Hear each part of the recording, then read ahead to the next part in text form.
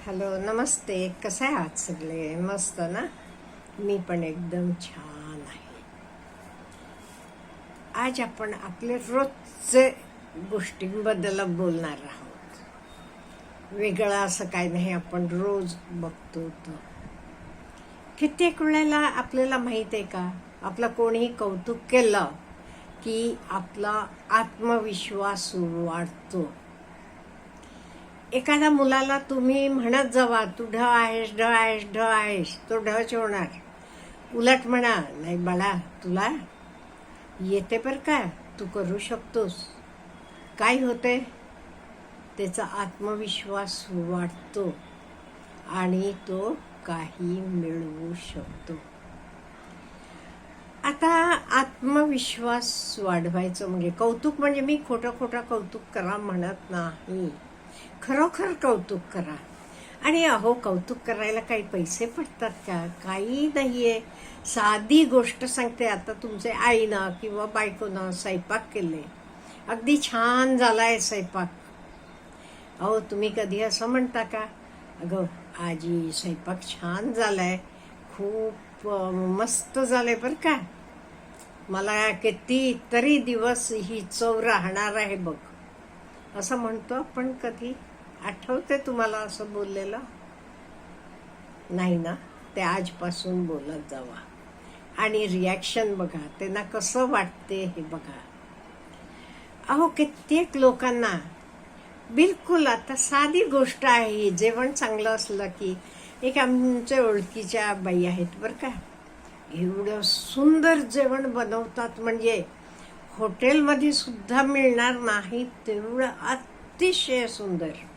काही करू देत, त्या लोणचं केलं तरी तसं, मसाले भात केला तरी अतिशय, मी काय म्हणू, शब्द नाही माझ्याकडे, एवढं छान त्या जेवण बनवतात. एक दिवस सगळे बसले वेळा त्यांच्या एका मैत्रिणीनं विचारलं, अहो तुमचे मिस्टर कौतुक करतात का हो, तुम्ही एवढं छान बनवता सगळं?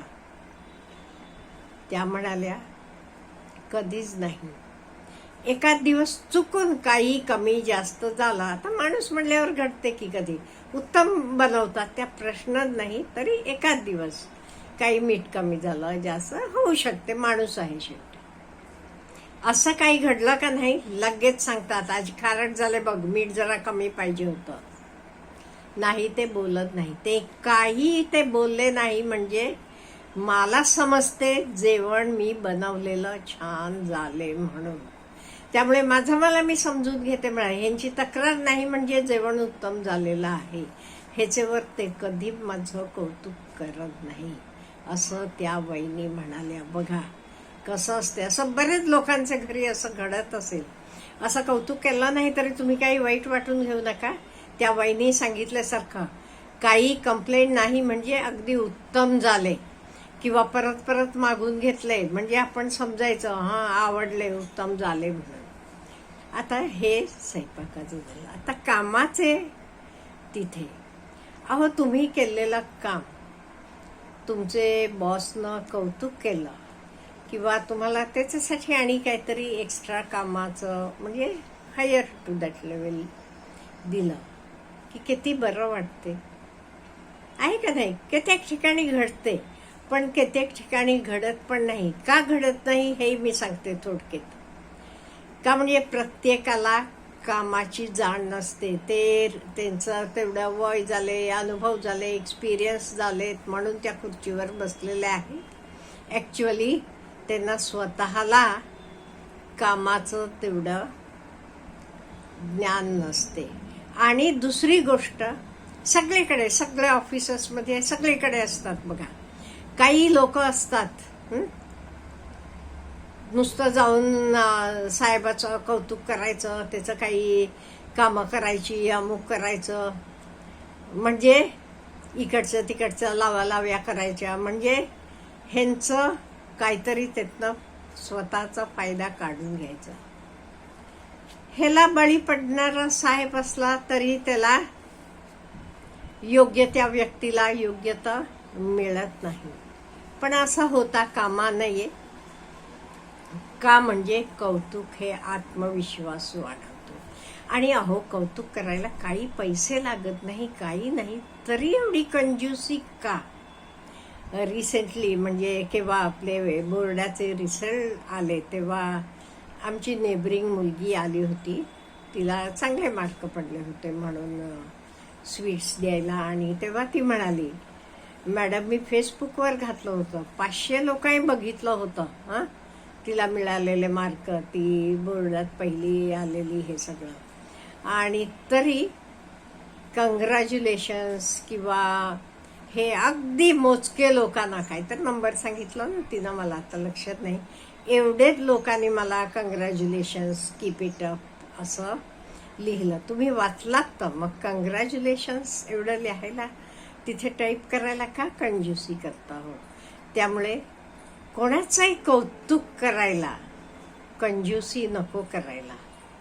आणि आपण लोकाला दिलेलं आपल्याला परत मिळते ह्याची पण आपण जाण ठेवायला पाहिजे. नाही ते काय होते, इंडिफरन्स, काही लोकांचं इंडिफरन्स असते कशालाही, किंवा नको त्याला असं म्हणायचं. एकदा मी ऐकलेलं एक इन्सिडेंट सांगते, हे खरं इन्सिडेंट म्हणून लिहिलेलं होतं. ते एक लग्न झालेलं नवीन जोडपं होतं. बायकोला कळलं आपल्या नवऱ्याला एग, अंडी खूप आवडतात म्हणून नवीन असताना वाटते ना मुलींना आपल्या नवऱ्याला खुश करावं म्हणून. तिनं काय केलं, दुसऱ्या दिवशी अंडं उकडून त्याला चांगलं मीठ, पेपर वगैरे घालून नाश्त्याला दिला. तर म्हणाले, हे काय उकडून दिलं, ह्याच्यापेक्षा आमलेट करायचं ते बरं लागलं असतं. ती मुलगी बोलली नाही. नवीन लग्न झालेलं, तिचे प्रयत्न चालू आहेत आपले नवऱ्याचे आवडीचं द्यायचं करून, त्याचं मन जिंकायचं. दुसऱ्या दिवशी तिनं आमलेट केलं. आज माझं तर मन झालं होतं उकडलेलं अंडं खावं म्हणून, मस्तपैकी सॉल्ट पेपर वगैरे घालून खाव्या मनात होतं ते, तू आमलेट केलंस म्हणाला. तरी बोलली नाही ती मुलगी. तिसऱ्या दिवशी तिनं काय केलं, एक अंडं उकडलं आणि एका अंड्याचं आमलेट केलं आणि दोन्ही प्लेट नवरे पुढे नेऊन ठेवली. तसं नवरा काय म्हणतो, हे उकडलेल्या अंड्याचं आमलेट करायला पाहिजे होतं, आणि हे आमलेट केली आहेस ना तर अंडा उकडायला पाहिजे होतं, तर छान झालं असतं. बघा, म्हणजे अशी माणसं सुद्धा आपल्याला भेटतात. पण लोक कशी का असे ना, आपण कसं वागायचं, आपण काय डेव्हलप करायचं हे आपले हातात आहे. त्यामुळे आपण योग्य तक करायचं. मी तुम्हाला म्हटलं कौतुक केलं, आता मुलांचं सुद्धा चांगलं केलं असलं की मुलांचं कौतुक करा. मुलं बघा आणि उत्साहानं अभ्यास करतात. आता आपल्याकडे बक्षीस वगैरे द्यायची पद्धत आहे, ही कशासाठी हो? हे एक टाईपचं त्यांचं कौतुक करणं, म्हणजे त्यांना आणि हुरूप येते करायला, एवढ्यासाठीच आहे. त्यामुळे आपण इवन आपले मुलाबाळांचं असू देत, आपल्या माणसांचं असू देत, आहे त्या गोष्टीला मी खोटं कौतुक करा म्हणत नाही. खोटे गोष्टींचं कौतुक केलेलं काही उपयोगाचं नाही. योग्य त्या गोष्टींचं कौतुक करा, बघा केवढा फरक पडतो. आणि मला तुम्हाला सांगावंसं वाटते, हे कौतुक करायचं म्हणजे this is a form of showing them gratitude. त्यांना आपण ग्रॅटिट्यूड दाखवतो कशाचाही. अहो आपल्याकडे तुम्हाला साधं मी सांगते, आता काशीला वगैरे जाऊन आल्यावर गंगा पूजन वगैरे करतात, माहीत असेल तुला, नर्मदा पूजन करतो आपण. हे म्हणजे काय, it is a form of showing the gratitude. आणि दुसरी गोष्ट, हे एक प्रकारचं एप्रिशिएशन आहे आणि थँकफुलनेस टू गॉड दाखवायचं आहे. देवा मला काशी यात्रा करून आणलीस तू, हां व्यवस्थितपणे. हे बघा एवढं सोपं नाही, आता नो डाऊट सोपं झाले, पण पूर्वीचे काळी तरी सोपं नव्हतं. त्यामुळे काशीला जायच्या आधीत लोक आपली श्राद्ध करून जायचे वगैरे मी ऐकले म्हणताना. पण आत्ताही खूप मोठा प्रवास, त्यामुळे जाऊन आल्यावर गंगापूजन करतात. म्हणजे it is a form of telling thank you to God. देवाला थँक्यू, मला तू सुखरूपान नेऊन आणलंस, मला आणायचं तू हे केलंस, तेवढ्यासाठी ग्रॅटिट्यूड दाखवायचं हे एक फॉर्म आहे.